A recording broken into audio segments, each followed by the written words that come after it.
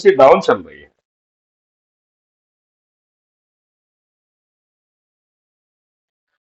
अच्छा। अच्छा।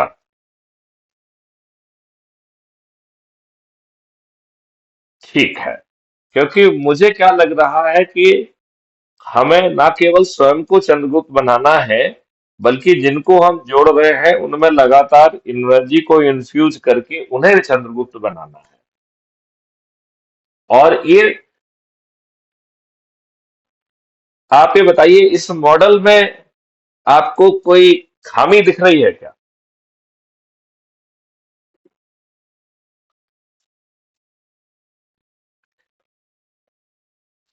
अच्छा।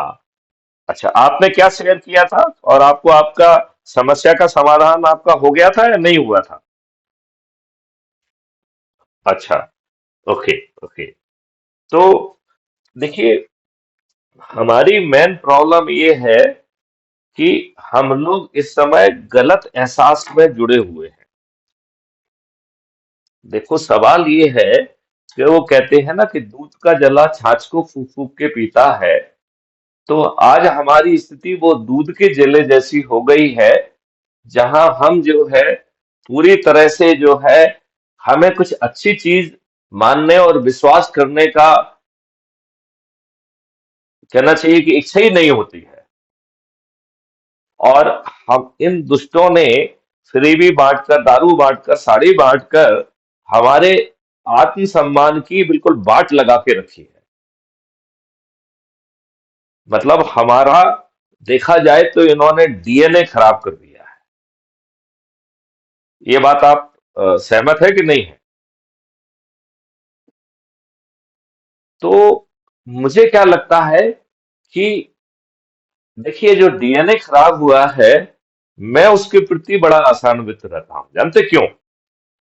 क्योंकि मैंने ये देखा है ईशा फाउंडेशन और उसमें और इवन वैदिक नॉलेज में कि जो ये डीएनए खराब हुआ है, ये बड़ी आसानी से बदला जा सकता है by right kind of the meditation, right kind of ecosystem.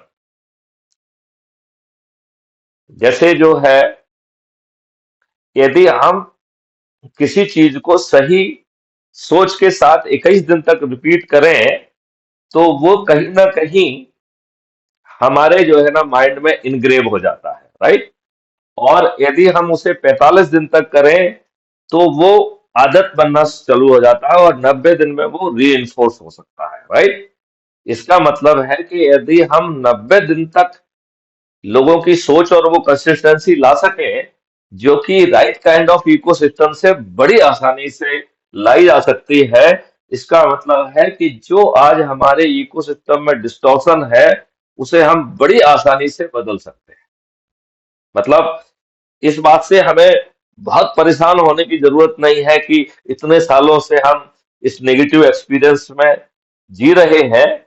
हम उस नेगेटिव एक्सपीरियंस को पॉजिटिव एक्सपीरियंस से बदल के 90 दिन में पूरी चीज बदल सकते हैं। तो 90 दिन कोई बहुत बड़ा समय नहीं है। और हमें वो इकोसिस्टम बदलने के लिए टेक्नोलॉजी बहुत मदद कर सकती है, क्योंकि technology will not allow anything negative to happen. तो लॉ और टेक्नोलॉजी का जो इंटीग्रेटेड स्वरूप है, उससे हम बड़ी आसानी से उन 21 मकसदों को हासिल कर सकते हैं, जहां पे कि ना केवल हम अंग्रेजों के नियम कानूनों को, जो कि गुलामों के लिए बनाए थे, उनको बदल पाएंगे, बल्कि जो प्रशासनिक व्यवस्था है उसे अकाउंटेबल बना पाएंगे। और यदि वो जानबूझ के गलत निर्णय लेती है, तो दंड के साथ साथ उसे कंपनसेशन भी देना होगा। आज वो लॉर्ड बनी हुई है और राजनेताओं की चरण सेवक भी बनी है। आपने इसमें पढ़ा होगा 21 ऑब्जेक्टिव में 5 सर्टेनिटी के साथ क्राइम फ्री भारत जमीन पर उतरेगा। 5 सर्टेनिटी के साथ। और हम अपने देश को बड़ी आसानी से कर मुक्त कर पाएंगे और डेवलपमेंट के लिए आज की तुलना में 20 गुना ज्यादा पैसा अवेलेबल होगा। तो आप ही बताइए कि आपको और क्या चाहिए? डेवलपमेंट भी हो रहा है, इंटरनल सिक्योरिटी भी इंप्रूव हो रही, सब कुछ हो रही है। और यदि आप पेपर करेंसी को खत्म कर देंगे, तो आप बताइए कोई भ्रष्टाचार, कोई हवाला कुछ संभव है क्या? कोई चांस ही नहीं है। तो हम दुष्टापूर्वक जो है काम करते हैं। अभी बताइए, हमने 2016 में डीमोनेटाइजेशन किया, ये शुद्ध राजनीतिक दुष्टता थी, शुद्ध राजनीतिक दुष्टता थी।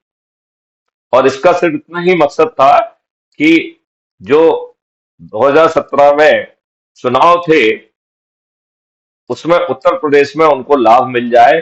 मात्र इतनी सोच से जो है ना डीमोनेटाइजेशन किया था, और उसका लाभ भी उनको मिल गया। क्या हम इतनी घटिया और छोटी सोच से इतने बड़े बड़े निर्णय ले सकते हैं क्या? क्योंकि जितने भी मकसद उन्होंने बताए थे, उनमें से एक भी मकसद पूरा नहीं हुआ। और नहीं तो, लेकिन ये तो दुष्टता है ना फिर इस देश के साथ। मैंने एज ए डीजी 2016 में माननीय नरेंद्र मोदी जी को पत्र लिखा था आफ्टर डिमोनेटाइजेशन, कि ये 18 तरीके हैं, इनको आप करिए, तो आप आसानी से जो है इंटेंडेड ऑब्जेक्टिव प्राप्त कर सकेंगे। और एक उसमें ये भी था कि आप जो है, जो एक्सचेंज का बिजनेस है उसे बंद कर दीजिए। आप जिसके पास जितना भी पैसा है वो अपने खाते में जमा करे, जिसकी हम जांच आराम से अपनी सुविधा के हिसाब से, अवेलेबल ऑफ द रिसोर्सेज के हिसाब से हम कर पाएंगे। Number one. नंबर टू, हर किसी को जो है debit card, credit card print करके पहुंचा दीजिए। जब आप जनधन योजना के तहत सभी अकाउंट खुले हुए हैं, जो दो चार सदस्य नहीं थे उसमें खोल दीजिए। लोगों को कितने हादसे से बच जाते।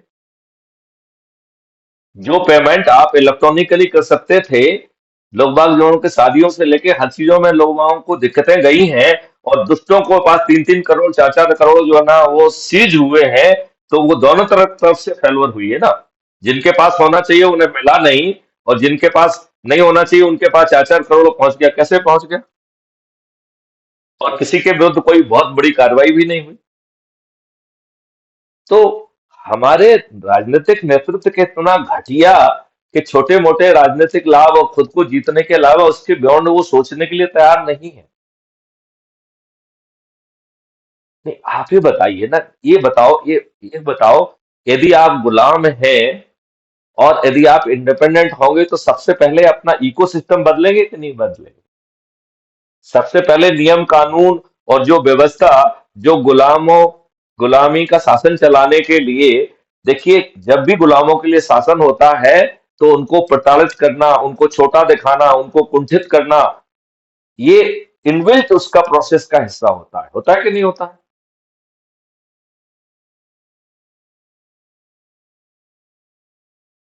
अच्छा ठीक है, तो मैं ये चाहूंगा कि जरा आप ज्यादा एनर्जी के साथ भिड़े। और मुझे जो ये लग रहा है कि थोड़े से आपकी गति कम हो गई है। और जिन लोगों को आप जोड़ रहे हैं, उनको ऊर्जाकृत करते रहें। आप अकेले जोड़ रहे हैं उससे काम नहीं चलेगा, आपको चंद्रगुप्त पैदा करना है। तो मैं ये विश्वास मानूं कि आप और एनर्जी से बढ़ेंगे। चलिए चलिए, ठीक है। जय हिंद, जय भारत, वंदे मातरम।